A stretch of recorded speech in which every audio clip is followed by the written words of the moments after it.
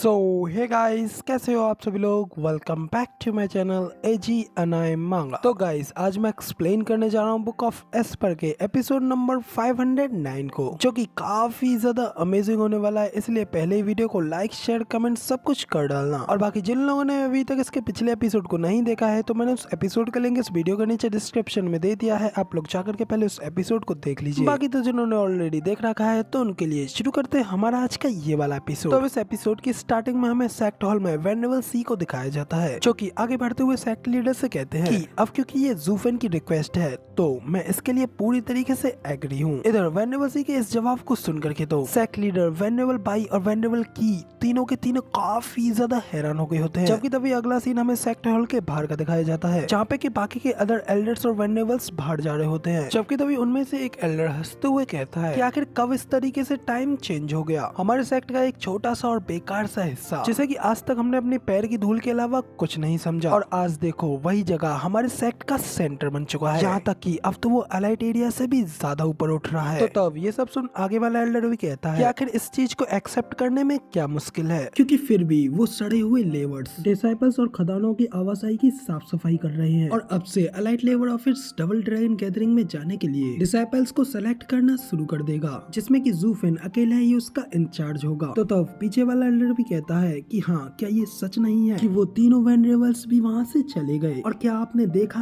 कि कैसे वेनरेबल सी भी अब चुप हो चुके हैं। और आखिर में एंड पे आकर के ये शब्द हमेशा सच्चे ही कहलाए जाते हैं कि हमेशा पावरफुल के सामने ही सब झुकते हैं। इधर तभी सीन हमें वापस से अंदर का दिखाया जाता है, जहाँ पे कि सेक्ट लीडर अपने सिंहासन से उतरते हुए वेनरेबल सी की ओर आगे बढ़ते हैं और स्माइल करते हुए वेनरेबल सी से कहते हैं कि वेनरेबल सी, लगता है कि आज के दिन आप अपने बेड की गलत साइड पर सो करके उठे हो, क्योंकि पता नहीं आज क्यों आपने मेरी किसी भी बात को लेकर के जरा सा भी आर्ग्यूमेंट नहीं किया। तो वेनेबल सी भी उन्हें बाउ करते हुए हंसते हुए कहते हैं कि सेक्ट लीडर, आखिर मैंने कभी भी आपसे बहस कब की है। मैंने तो हमेशा से ही आपके साथ आर्ग्यू बस सेक्ट की भलाई को लेकर के ही किया है। और इसके अलावा अगर आपको कभी भी किसी भी बात की कोई मिसअंडरस्टैंडिंग हुई हो तो प्लीज उसके लिए मुझे माफ कर देना। और इस बार मुझे पता है कि आप बिल्कुल सही हैं, क्योंकि इस बार डबल ड्रैगन गैदरिंग में अपना एक नाम बनाने के लिए हमारे सेक्ट के पास ज़ूफेन एक सबसे बेस्ट चांस है। इसलिए सचमुच में मुझे उसे क्रिटिसाइज करने के लिए जरा सा भी कोई भी रीजन दिखाई नहीं देता है। और मैं तो बस यही होप करता हूँ कि वो हमारे सेक्ट के लिए आगे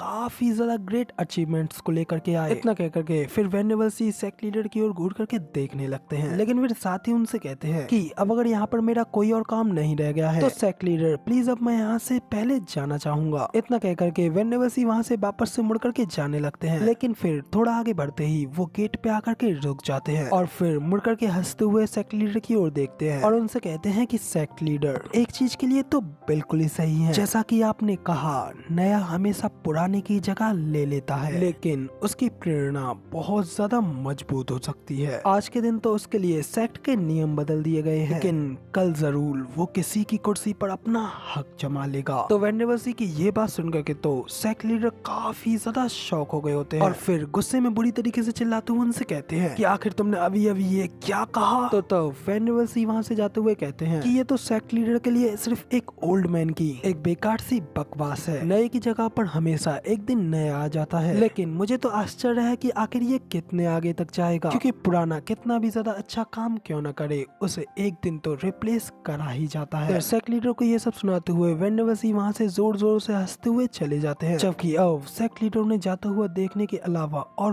कुछ नहीं कर पाते, सिर्फ और सिर्फ गुस्से में अपने दांत पीसते रह जाते हैं। लेकिन फिर वो अपने आप को शांत करने की कोशिश करते हैं और फिर इस सब चीज के बारे में सोचते हुए एकदम विलन की तरह सीरियस टोन में ज़ूफेन का नाम पुकारते हैं। मगर तभी इसी के साथ यहाँ पे हमारा सीन चेंज होता है। अगला सीन हमें वापस से लेबर ऑफिस का दिखाया जाता है, जहाँ पे कि सभी लेबर्स अब खुश होकर के अपने अपने काम को कर रहे होते हैं। तभी अचानक से वो दो लड़के अपने सामने गुयू को खड़ा होते हुए देख कर काफी ज्यादा शॉक हो गए होते हैं, क्योंकि इधर गुयू अपने आप को कल्टीवेट करने के लिए खड़े होकर के अपनी ब्लैक पावर्स को अनलेस करते हुए उन्हें कंट्रोल करने की कोशिश कर रहा होता है, जिसकी वजह से उसका फेस भी काफी ज्यादा डरावना लग रहा होता है। तब इधर वो दोनों डिसाइपल्स काफी ज्यादा हैरान होते हुए कहते हैं कि आज उस बात को 7 दिन हो गए और ये अभी तक 7 दिनों से यहाँ पे खड़े हुए हैं। तभी वो दूसरा वाला डिसाइपल कहता है कि क्या तू यहाँ पे मरना चाहता है, जल्दी से यहाँ से चल, हमें जल्दी निकलना होगा। इतना कहकर के वो दोनों डिसाइपल्स वहाँ से भाग जाते हैं, मगर तभी कोई अचानक से गुयू के पीछे आता है, कि गुयू भी अपने पीछे देखते हुए कहता है, ओ ओल्ड मैन युआन। लेकिन फिर साथ ही वो 1 मिनट के लिए पोज लेता है और एल्डर युआन की ओर देखने लगता है और फिर साथ ही वो गुस्से में अपने दांत पीसते हुए एल्डर युआन से कहता है, एल्डर युआन आखिर आप फाइनली वापस आ ही गए। इसका मतलब गुयू 7 दिनों से एल्डर युआन का यहाँ पे इंतजार कर रहा था। तो तब एल्डर युआन भी हंसते हुए गुयू से कहते हैं, सर गुयू आखिर अब आपको मेरी यहाँ पर क्या जरूरत है और मुझे बताएं कि आखिर मैं आपकी क्या मदद कर सकता हूँ। तो तब गुयू कुछ सोचते हुए अपने मन में कहता है कि ये एक ऑर्डिनरी सा ओल्ड मैन है और इससे कोई फर्क नहीं पड़ता कि मैं इसे कितना ही ज्यादा क्यों न देख लूं, ये वही रहेगा। इसके अंदर कोई भी डिफरेंट नहीं है और ये भी बिल्कुल बाकी के ओल्ड मैन की तरह ही दिखता है। लेकिन जब यहाँ पर जू फैन भी खुद को इनके नीचे रख सकता है तो मैं भी ये कर सकता हूँ। क्या करके गुयू सबसे पहले झुक करके एल्डर युआन को रेस्पेक्ट शो कराता है और फिर उन्हें बताते हुए कहता है कि एल्डर युआन मुझे यहाँ पर स्टीवर्ट जू ने भेजा है ताकि मैं यहाँ पर आपसे अपने हर्ट को लेकर के कुछ एडवाइस ले सकूं, इसलिए प्लीज कृपया मुझे इसका ज्ञान दीजिए। इधर गुयू को ये सब करता हुआ देख करके युआन भी हंसते हुए कहते हैं कि हाँ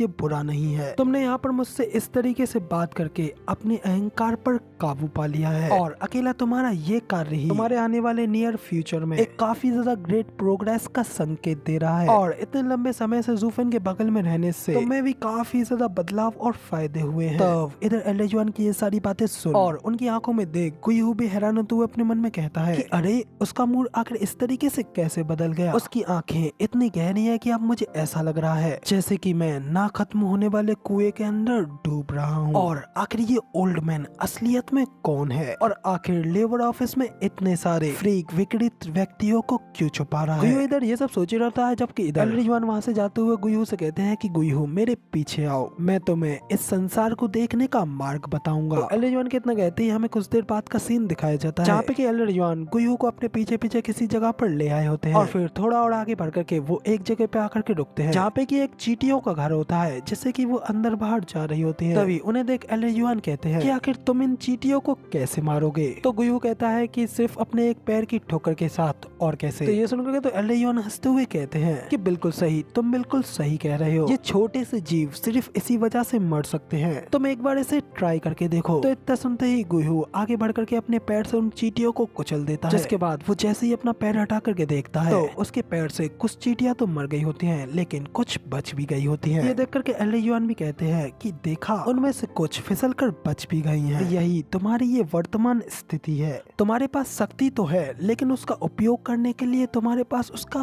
कोई साधन नहीं है। यहाँ तक कि अपने जैसे किसी रेडियंट स्टेज के एक्सपर्ट से लड़ना भी एक चुनौती है। और तुम अभी तक इनर सेक्ट में अपना रास्ता बनाते हुए आए हो, वो इसलिए नहीं है क्योंकि तुम शक्तिशाली हो, बल्कि वो इसलिए था क्योंकि तुम्हारे आसपास कोई रियल एक्सपर्ट नहीं था। और आगे तुम देखोगे कि डबल ड्रैगन गैदरिंग में सिर्फ और सिर्फ फर्म हर्ट वाले लोग ही होंगे और स्पेशली तौर पे तो मिडिल और सुपीरियर 3 सेक्टरों में से। और धक्का दिए जाने से बदले में वो भी बदले में और ज्यादा जोर से धक्का देंगे। तो तब एल्डर युआन की ये सारी बातें सुन करके गुयू भी घबराते हुए उनसे पूछता है फिर आखिर मुझे क्या करना चाहिए। तो तब एल्डर युआन उससे कहते हैं कि हम फिर से उसी क्वेश्चन पे आते हैं कि आखिर इन चींटियों को कैसे मारें। तो गाइज अब इधर एल्डर युआन के इतना कहने के साथ ही हमारा ये वाला एपिसोड यहाँ पे कंप्लीट हो जाता है और अब इसके आगे की स्टोरी इसके अगले एपिसोड में यानी कि अगले हफ्ते देखने को मिलेगी। फिलहाल तो वीडियो पसंद आई हो तो यार एक लाइक कर देना, साथ ही कमेंट करके मुझे जरूर बताना कि आपको हमारा ये वाला वीडियो का एक्सप्लेनेशन कैसा लगा और आगे भी ऐसी अमेजिंग वीडियोस को देखना चाहते हो तो इस चैनल को सब्सक्राइब जरूर से कर देना। शुक्रिया।